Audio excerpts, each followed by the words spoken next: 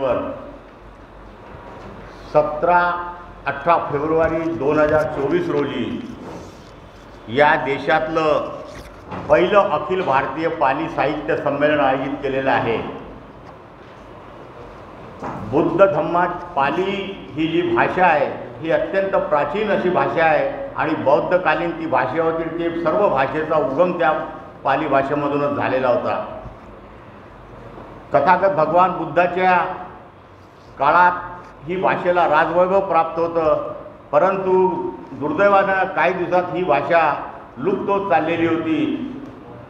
या नागपूर शहरात याच पवित्र दीक्षाभूमीवर परमपूज्य डॉक्टर बाबासाहेब आंबेडकरांनी 14 एप्रिल 1956ला बौद्ध धम्माची दीक्षा देऊन बौद्ध धम्माचं पुनर्जीवन याच पवित्र दीक्षाभूमीत केलं।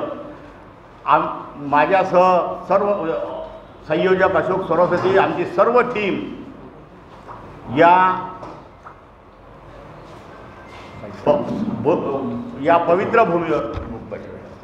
पवित्र भूमीवर पहिलं भारतीय पाली साहित्य संमेलन व्हावं अशी आम्ही सर्वांची इच्छा होती आणि त्या दृष्टीनं सर्व टीमनी या देश विदेशातले पाहुणे आणि 500 निवडक प्रतिनिधी या सभेला बोलवलेले आहेत।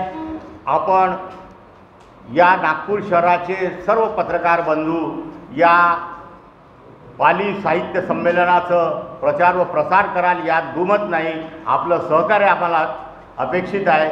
इथेच थांबतो। धन्यवाद। आणि याबाबतची सर्व माहिती या समितीचे संयोजक अशोक सरस्वती देतील।